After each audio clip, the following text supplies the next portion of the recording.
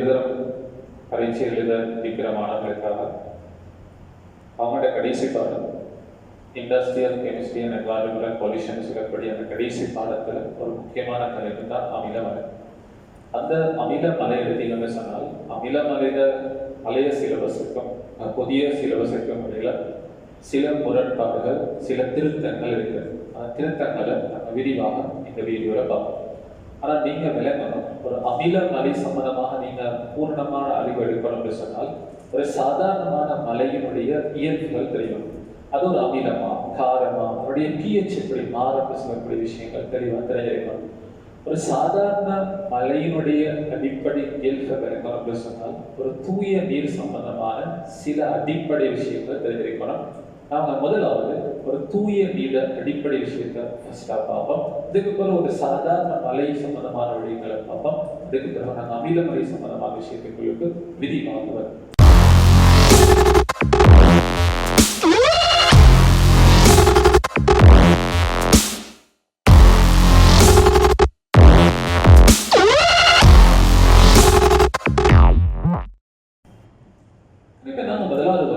ஒரு தூய நீரினுடைய இயல்பு எப்படி இருக்கும்னு சொல்லி வரும். உங்களுக்கு தெரியும், ஒரு நீர்னு சொல்லி வந்தால் H2O சொல்லி வந்தால் அங்க H+ கரைசலும் இருக்கும், அதே நேரம் அங்க OH- கரைசலும் இருக்கும், இரண்டும் இருக்கும்.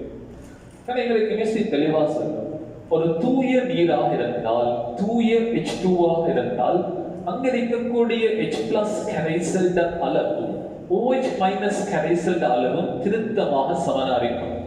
இதனால் இன்னும் ஒரு விதத்தில் சொன்னால், ஒரு தூய நீராக இருந்தால் அங்க இருக்கக்கூடிய H+ செறிவும் OH- செறிவும் திருத்தமாக எப்படி இருக்கும் சொன்னால் சமனா இருக்கும்.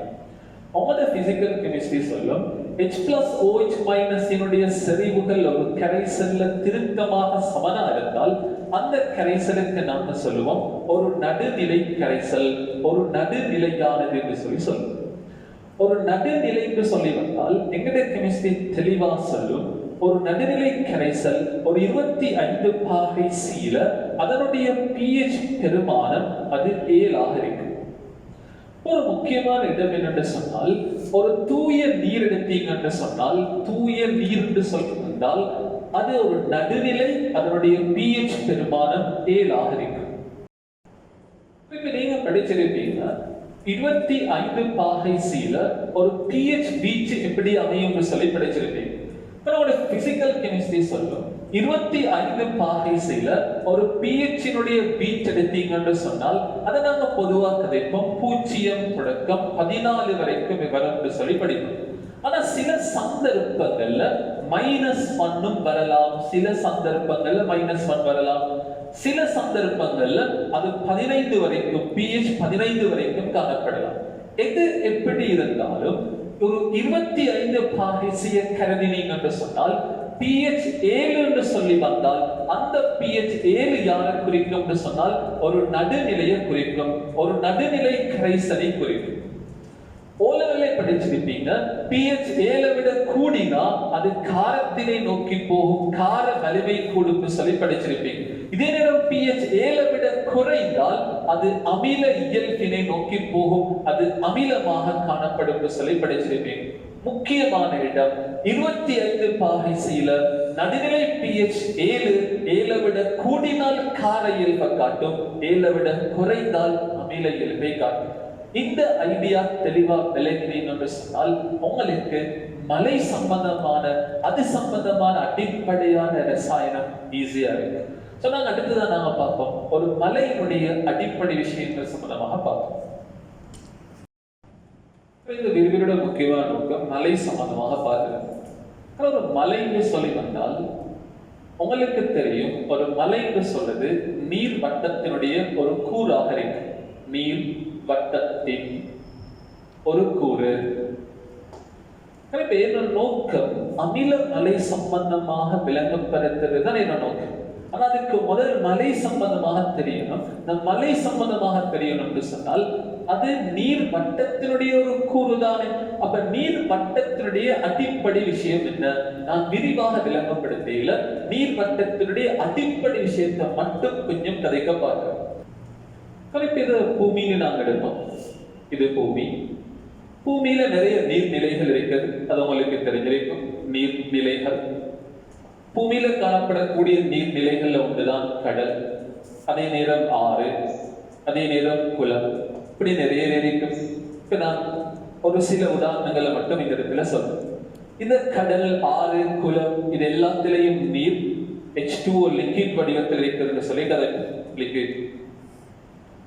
இந்த பூமியில் இருக்கக்கூடிய இந்த திரவ நிலையில் இருக்கக்கூடிய இந்த நீர் பல காரணிகளால அது வளிமண்டலத்தினை அடையலாம்.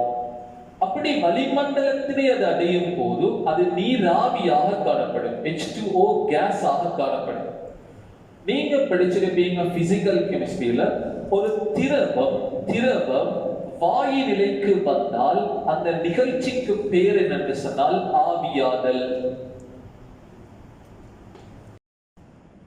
இந்த பூமியில் இருக்கக்கூடிய நீர் ஆவியாக மாறத்துக்கு பல முறைகள் இருக்கிறது, பல காரணிகளை செல்வாக்கு செலுத்தும். நான் மாறி சொன்னால் இந்த ஆவியாதல் நிகழ்வு நடக்கிறதுக்கு பல காரணிகள் அதுல செல்வாக்கு செலுத்தும். உதாரணத்துக்கு நான் சொன்னால், பூமியில் இருக்கக்கூடிய நீராவியாக மாறக்கூடிய ஒரு பிரதான முதல் தான் சூரியன். அந்த சூரிய சக்தியினை பயன்படுத்தி இந்த நீராவி நிலையினை அடையலாம். எனவே இந்த ஆவியாதல் நடைபெறத்துக்கு பல வழிகள், பல காரணிகள் இதுல செல்வாக்கு செலுத்தும். அடுத்ததா இந்த வலிவைக்கக்கூடிய இந்த நீராவி சில காரணிகளால அது ஒடுங்கலுக்கு உட்படலாம். அந்த ஒடுங்கல் நிகழ்வு நடக்கிறதுக்கு பல காரணிகள் அதுல செல்வாக்கு செலுத்தும், பல காரணிகள். இப்படி ஒரு வலிகளிக்கக்கூடிய இந்த நீராவி ஒடுங்கி வார அந்த நிகழ்வுக்கு கெமிஸ்ட்ரி ஒரு விசேட பேர் ஒன்று சொல்லும், படிவு வீழ்ச்சி என்று சொல்லுவோம். படிவு வீழ்ச்சி, பிரசிபிடேஷன் சொல்லி கதை. இந்த படிவு வீழ்ச்சியில நீர் என்று சொல்றது அது ஒன்று திரவ நிலையிலையும் காணப்படலாம் அல்லது திண்ம நிலையிலையும் காணப்படலாம். இந்த ஒடுங்கல் நடைபெறும் போது அந்த நீர் திரவ நிலையில வருமா அல்லது திண்ம நிலையில வருமா என்று சொல்றது அது சூழல் வெப்பநிலை தான் தீர்மானிக்கும். அந்த சூழல் வெப்பநிலையை பொறுத்து தான் படிவு வீழ்ச்சியில நீர் என்று சொல்வது திரவமாக இருக்குமா அல்லது நீர் என்று சொல்வது திண்மமாக வருமா என்று சொல்வது தீர்மானிக்கும். இந்த நீர் திரவ நிலையில பூமியில மேற்பரப்பினை அடைந்தால் அதுக்கு நாம சொல்லுவோம் மலை வீழ்ச்சி என்று சொல்லுவோம், மலை வீழ்ச்சி. இதே நேரம் திண்ம நிலையில அது பூமியில மேற்பரப்பினை அடைந்தால் அதுக்கு நாம சொல்லுவோம் பனி மலை என்று சொல்லுவோம் அல்லது மலை பனி என்று சொல்லுவோம். இது எப்படி இருந்தாலும் வளிமண்டலத்திலிருந்து பூமியினை நோக்கி வரக்கூடிய இந்த நீர் தான் நீர் வட்டத்தில் மிகவும் சுத்தமான நீரா இருக்கு. நீர் வட்டத்தில் மிக சுத்தமான நீராக இருக்கு. இது ஒரு முக்கியமான ஒரு பாயிண்ட். கெமிஸ்ட்ரி சொல்லும் அது திரவ நிலையில வந்தாலும் சரி, வளிமண்டலத்திலிருந்து பூமிக்கு திண்ம நிலையில வந்தாலும் சரி, மாறி கதைச்சால் மலை வீழ்ச்சியாக வந்தாலும் சரி அல்லது பனி மலையாக வந்தாலும் சரி அல்லது பனிமலையாக வந்தாலும் சரி, கெமிஸ்ட்ரி சொல்லும் வளிமண்டலத்திலிருந்து பூமியை நோக்கி வரக்கூடிய அந்த நீர் தான் நீர் வட்டத்தில் மிகவும் சுத்தமான நீராக இருக்கும் சொல்லி கிடைக்கும். இப்ப நாங்க அடுத்ததாக வருவோம். இந்த மலை வீழ்ச்சி, இந்த திரவ நிலையில் வரக்கூடிய இந்த மலை வீழ்ச்சி இருக்கிறதானே, இதுக்குத்தான் நாங்க மலை என்று சொல்லி கிடைக்கிறது. பலமையாக பொது பேரு சொல்லுவோம். அப்படி இல்லால் அந்த மலையினுடைய ரசாயனம் என்ன அடுத்ததாக நாம பார்ப்போம். இப்ப நாம வருவோம் ஒரு மலையினுடைய அடிப்படை ரசாயனம் என்று சொல்லி வரும். இது நாம் எடுக்கிற பூமின்னு சொல்லி கதைக்கிறோம். இது பூமி. இதை நாம் எடுப்போம் முகில்னு சொல்லி எடுப்போம். முகில் பூமியிலிருந்து ஏறத்தாழ முகில் எத்தனை கிலோமீட்டர் தொலைவில் காணப்படும் என்று சொன்னால் அது 2 கிலோமீட்டர் தொடக்கம் 8 கிலோமீட்டர்களுக்கு இடையில காணப்படலாம். அது நிலப்பரப்பினை பொறுத்து அந்த தூரம் என்ன செய்யும் என்று சொன்னால் மாறும். நான் ஒரு உதாரணத்துக்கு கிடைக்கிறேன். பூமியிலிருந்து முகில் 2 கிலோமீட்டர் தொலைவில் தான் இருக்குது என்று சொன்னாலும் அது ஒரு மிக மிக உயர்ந்த ஒரு தூரமாக இருக்கு. உங்களுக்கு தெரியும், வளிமண்டலத்தை எடுத்தீங்க என்று சொன்னால் இந்த வளிமண்டலத்துல 4 பிரதானமான வாயுக்கள் இருக்கு. அதுல ஆக கூடுதலாக இருக்கிறது யாருன்னு சொன்னால் நைட்ரஜன் N2 கேஸ், அடுத்தது O2 கேஸ் இருக்கும், அடுத்தது ஆர்கன், அடுத்தது CO2 கேஸ் இருக்கு. ஒரு பூமியை அண்டிய ஒரு வளிமண்டலத்தை நீங்க கருதினீங்க என்று சொன்னால் நீங்க எந்த பிரதேசத்துக்கு போனாலும், நீங்க எந்த இடத்துக்கு போனாலும் வழியில இந்த 4 பிரதானமான வாயுக்கள் எங்கேயும் காணப்படும். அதுல நீங்க படிச்சிருப்பீங்க நைட்ரஜன் 78%, O2 21%, இதெல்லாம் நீங்க எழுதி படிச்சிருப்பீங்க. இப்போ ஒரு மலை துளி ஒன்று பூமியை நோக்கி வருகிறது என்று சொல்லி வைப்போமே. ஒரு மலைத்துளி பூமியை நோக்கி வந்தால் மிக நீண்ட தூரம் என்ன செய்யணும் சொன்னால் அது பயணிக்கணும். இப்படி ஒரு மிக நீண்ட தூரம் பயணிக்கும் போது இந்த மழை நீர் சில மாற்றத்துக்குள்ளாகும்.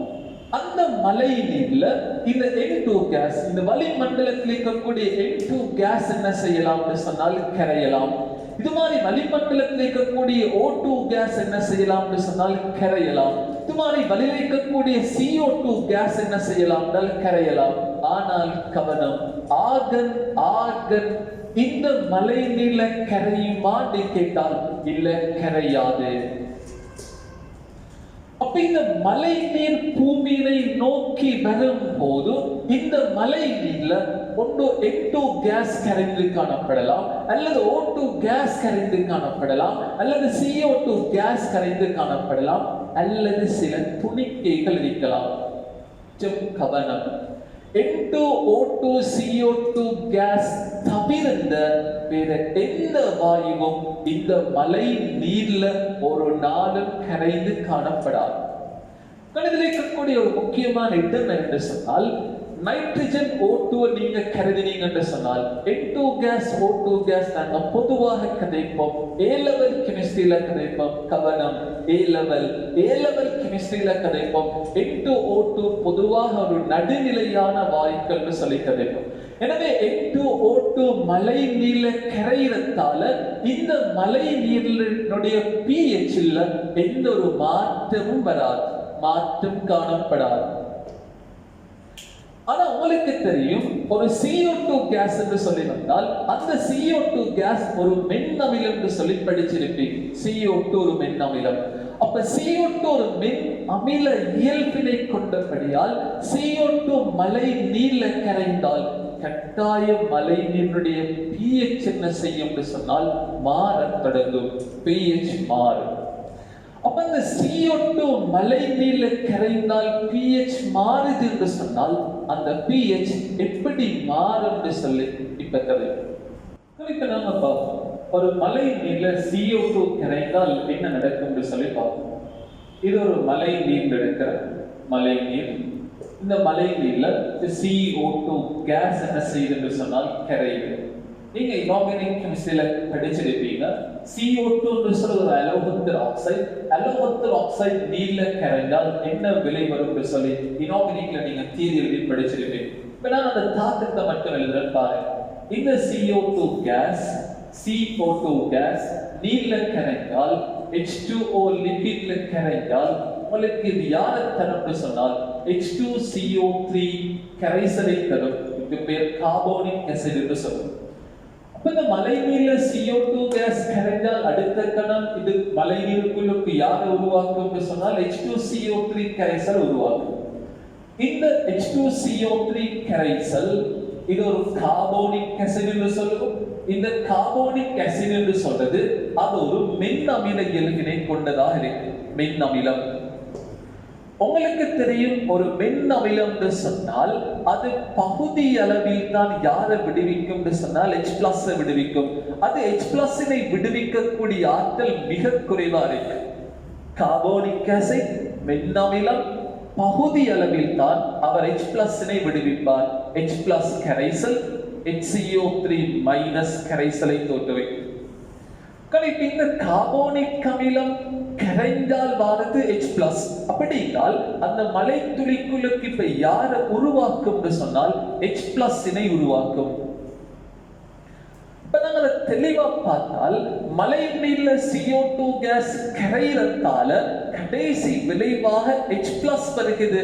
அப்ப H+ இதுக்குள்ளுக்கு வருகிறது என்று சொன்னால் இந்த மலை நீர் இருக்கக்கூடிய H+-னுடைய செறிவு என்ன செய்யும் என்று சொன்னால் கூடும்.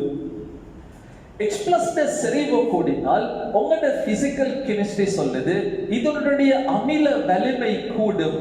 அமில இயல்பு என்ன செய்யும் என்று சொன்னால் அதிகரிக்கும். அமில இயல்பு கூடினால் எங்கட பிசிக்கல் சொல்லும் pH பெருமானம் என்ன செய்யும் என்று சொன்னால் குறையும். நான் ஏற்கனவே முதலாவதாக கதைச்சேன் ஒரு நடுநிலை pH என்று சொல்றது 7 என்று சொல்லி கதைச்சேன். அப்படி என்று சொன்னா இங்க H+ செறிவு கூட அமில இயல்பு கூட pH குறையுது என்று சொன்னா மலை நீர் pH 7 என்ன செய்யும் என்று சொன்னால் குறையும். மலை நீரினுடைய pH பெருமானம் 7 விட குறைவு. மாறி சொன்னா ஒரு மலை நீர் என்று சொல்றது அது என்ன தன்மையினை கொண்டிருக்கும் என்று சொன்னால் அது அமில தன்மையினை கொண்டிருக்கும், அமில இயல்பினை கொண்டிருக்கும். இந்த விஷயத்தை நாங்க கொஞ்சம் விரிவாக பார்ப்போம். இப்ப நாங்க வருவோம். இது பூமி. பூமியிலிருந்து கிட்டத்தட்ட 2 தொடக்கம் 8 கிலோமீட்டர் தொலைவில் ஒரு முகில் ஒன்று.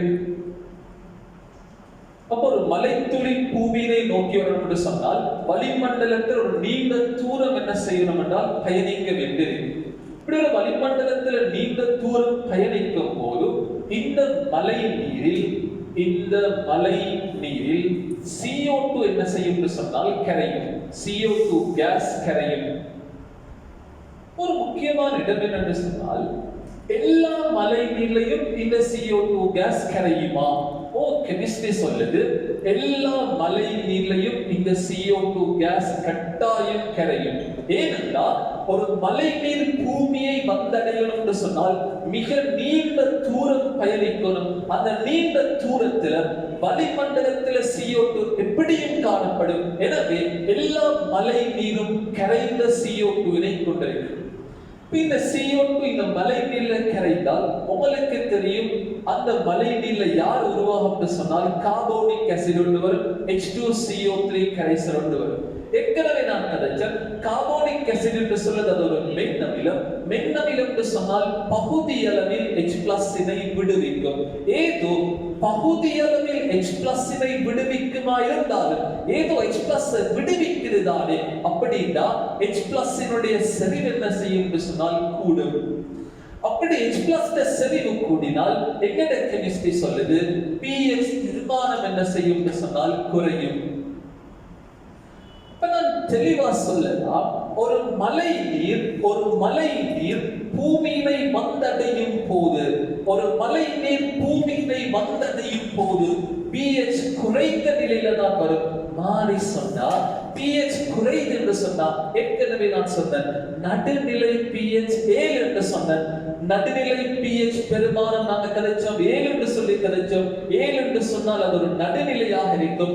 pH குறைந்து என்று சொன்னா அமிலத்தன்மை கூடுது. pH குறைந்து என்று சொன்னா அந்த pH நடுநிலை pH 7 விடவும் என்ன செய்யும் என்று சொன்னால் குறையும். ஒரு முக்கியமான இடம் என்னன்னு சொன்னால் எல்லா மலை நீர்லையும் CO2 கரையிட்டு சொன்னா எல்லா மலை நீர்லையும் கார்போனிக் ஆசிட் ஒன்று உருவாகித்தான் இருக்கும். அப்படின்னால் எல்லா மலை நீர்லையும் H+ செறிவு கொஞ்சம் கூடத்தான் இருக்கும். அப்படின்னால் எல்லா மலை நீர்லையும் pH பெருமானம் 7 குறைவாகத்தான் இருக்கும். மிக முக்கியமான இடம் ஒரு பூமியை வந்தடையக்கூடிய ஒரு மலை நீர் எடுத்தீங்கன்னு சொன்னால் அந்த மலை நீரினுடைய pH பெருமானம் 7 குறைவாகத்தான் இருக்கும். 7 குறைவு. ஒரு சாதாரணமான ஒரு மலை வளிமண்டலம் எந்த விதத்திலையும் மாசடையவில்லை என்று சொல்லுவோமே, வளிமண்டலம் மாசடைய இல்லை. ஒரு சாதாரணமாக பெய்யக்கூடிய ஒரு மலையிட pH pH 7லும் குறைவுன்னு சொன்னா ஒரு சாதாரண ஒரு மழை என்று சொல்றது, ஒரு சாதாரணமாக பெய்யக்கூடிய ஒரு மழை என்று சொல்றது, அது அமில இயல்புடையதாகத்தான் இருக்கும், அமில இயல்பினை கொண்டதாகத்தான் இருக்கும்.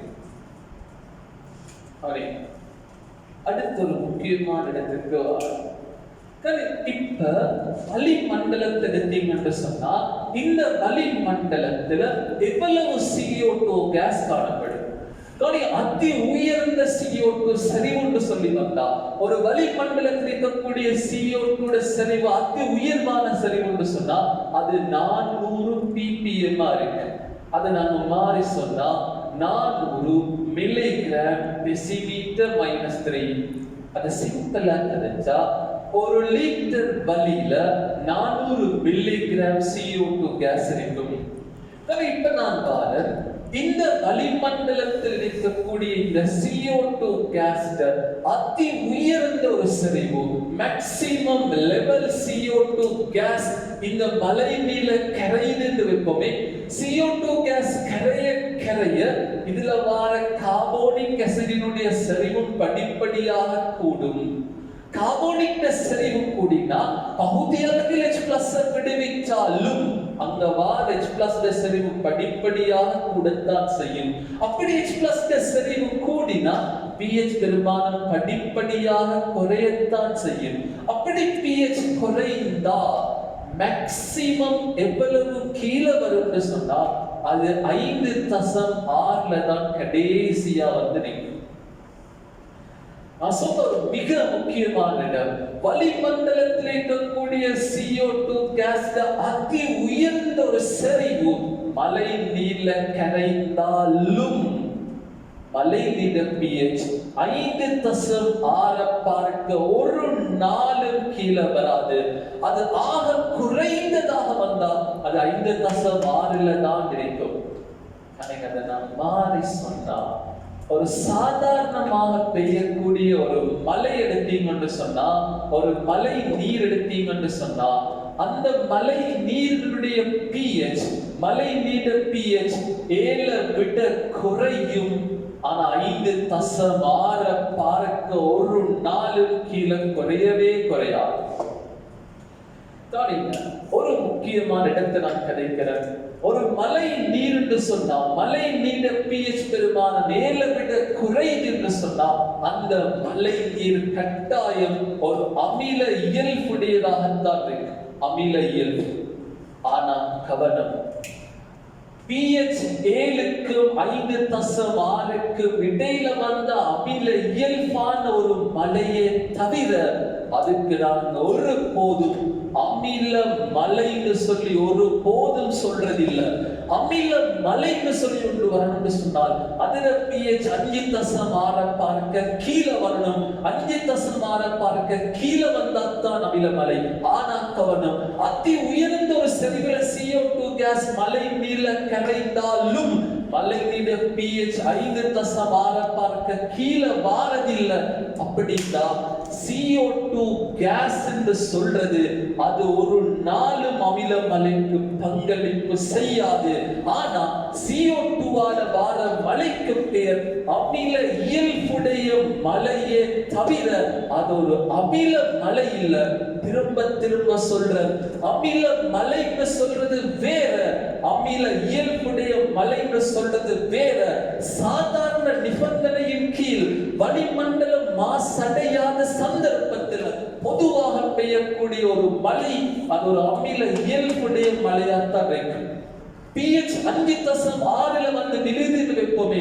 pH 5.6 maximum level CO2 கரைஞ்சிட்டது. நீர்ல pH 5.6 தான் இருக்கிறது வைப்போமே.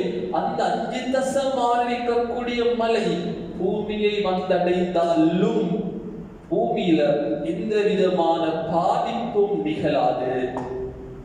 மாறி சொன்னால் உயிர் கல்பகைமைக்கு 5.6 pH பெருமானத்தினை உடைய ஒரு மழை நீர் எந்த பாதிப்பையும் அது ஏற்படுத்தாது. அது ஒரு சாதாரண ஒரு நிலை.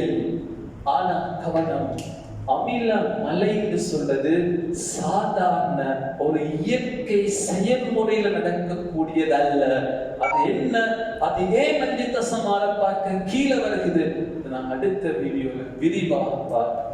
இப்ப நான் இதோட சம்பந்தப்பட்ட சில கேள்விகளை பார்ப்போம். இதோட சம்பந்தப்பட்ட ஒரு கேள்விதான் 2004ஆம் ஆண்டு 54வது MCQ கேள்வி. அந்த 2004ஆம் ஆண்டு 54வது MCQ கேள்வியில முதலாவது பாட்டு பார்த்தீங்கன்னு சொன்னால், பொதுவாக மலைத்துளிகளின் pH பெருமானம், பொதுவாக மலைத்துளிகளின் pH பெருமானம் ஏதிலும் குறைவு. அதான் முதலாவது கூட்டு அறிவு. அந்த கூட்டு சரியான சொல்லிப்பாங்க. ஒரு மலைத்துளியின் pH பெருமானம் 7 விட குறைவான்னு சொன்னால் நாங்க தெளிவாக எழுதியிருக்கிறோம் தானே, மலைத்துளியில pH பெருமானம் 7 குறைவா, இந்த கூட்டு சரியா, அந்த கூட்டு சரி, நான் தெளிவாக விளங்கப்படுகிறேன். இரண்டாவது கூட்டு என்னன்னு சொன்னால், எல்லா மலைத்துளிகளும்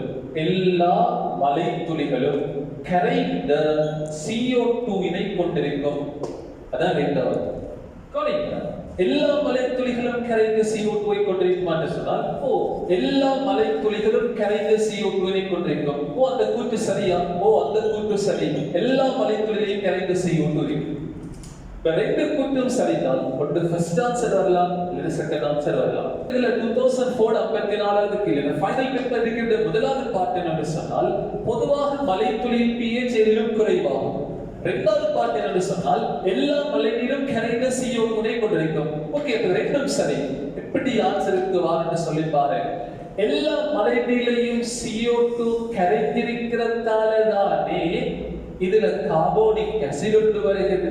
கார்போனிக் அசிட் ஒன்று வரத்தால தானே அங்க H+ செறிவு கூடுது. H+ செறிவு கூடுறதால தானே pH 7 விட குறைது. அந்த விளக்கம் ஃபர்ஸ்ட் ஆன்சர். உங்களுக்கு எளிமா இருந்தால் நீங்க கொஞ்சம் வீட்டை கொஞ்சம் செய்து பாருங்க. 2011 46 MCQ கொஞ்சம் பாருங்க. அதுக்கு பிறகு உங்களுக்கு கேள்விகள் இருக்கும், கொஞ்சம் நீங்க விரிவாக கொஞ்சம் செய்து பாருங்க. நீங்க அடுத்த கிளாஸ்ல நாங்க விரிவாக அமிலமலை சம்பந்தமான விஷயங்களை பார்ப்போம். ஒரு பல்கலைக்கழக மாணவர்களா இருந்தால், ஒரு அண்டர்கிராஜுவேட் ஸ்டூடெண்ட்ஸா இருந்தால், நீங்க ஒரு நீர்வட்டத்தினுடைய விரிவான விஷயங்கள் நீங்க தெரிஞ்சிருக்கணும். இதுல நான் ஒரு ஷார்ட்டா தான் சொல்லியிருக்கிறேன். நீர்வட்டத்துல விரிவான இடங்கள், இதுக்குள்ள இன்னும் நிறைய விஷயங்கள் வரும். அது ஒரு முக்கியமான இடம் தான். நீர் ஆவியாகுது என்று சொன்னால், அந்த ஆவியாகிறதுக்கு பல காரணிகள் இருக்கிறது. அந்த காரணிகள் நீங்க தெரிஞ்சிருக்கணும். ஒரு வழியில் இருக்கக்கூடிய நீராவி ஒடுங்கல் நடக்குதுன்னு சொன்னால், அந்த ஒடுங்கலுக்கு பல காரணிகள் செல்வாக்கு செலுத்தும். அந்த ஒவ்வொரு காரணிகள் எப்படி செல்வாக்கு செலுத்துதுன்னு சொல்லக்கூடிய விஷயங்கள் தெரிஞ்சிருக்கணும். அடுத்து இந்த சூழல் வெப்பநிலையை பொறுத்து இந்த இடத்துல நிலைகள் மாறுதுன்னு சொன்னால், என்ன டெம்பரேச்சர்ல எந்த நிலைகள் வரும், எப்படி மாறும்னு சொல்லக்கூடிய விஷயங்கள் நீங்க தெளிவாக தெரிஞ்சிருக்கணும். இந்த இடத்துல N2O2 CO2 கேஸ் இந்த மழை நீள கரைதுன்னு சொன்னோம். அதுல ஆகன் கரையாதுன்னு சொல்லி சொன்னோம், புறக்கணிக்கலாம்னு சொன்னோம். ஏன் ஆகன் மலை நீள கரையில அதற்கான விரிவான 3 தியரி இருக்கும். அந்த 3 தியரி நீங்க படிச்சிருப்பீங்கன்னு சொல்லி நம்புறேன். அதுல அடுத்த ஒரு முக்கியமான தான் A-level ஸ்டூடெண்ட்ஸா இருந்தாலும் அவங்க சிம்பிளா சொல்லுவாங்க, நடுநிலை என்று சொல்லுவாங்க. N2O2 நடுநிலை சொல்லி கலைப்பாங்க. ஆனா அவங்களுக்கு கலைக்கூடிய அதுக்குள்ளுக்கு இருக்கக்கூடிய சில ஸ்பெசிபிக்கான இடங்கள் நீங்க தெரிஞ்சிருப்பீங்கன்னு சொல்லி நான் நம்புறேன். அது சம்பந்தமான விரிவான வீடியோ ஒன்று நாங்க அடுத்ததா பார்ப்போம். அதுல அண்டர்கிராஜுவேட் ஸ்டூடெண்ட்ஸுக்கான முழுமையான விஷயங்கள் நான் ஃபுல்லா டிஸ்கஸ் பண்ணி கொண்டு போவேன். என்னுடைய விரிவும் அங்க வரும். சரி.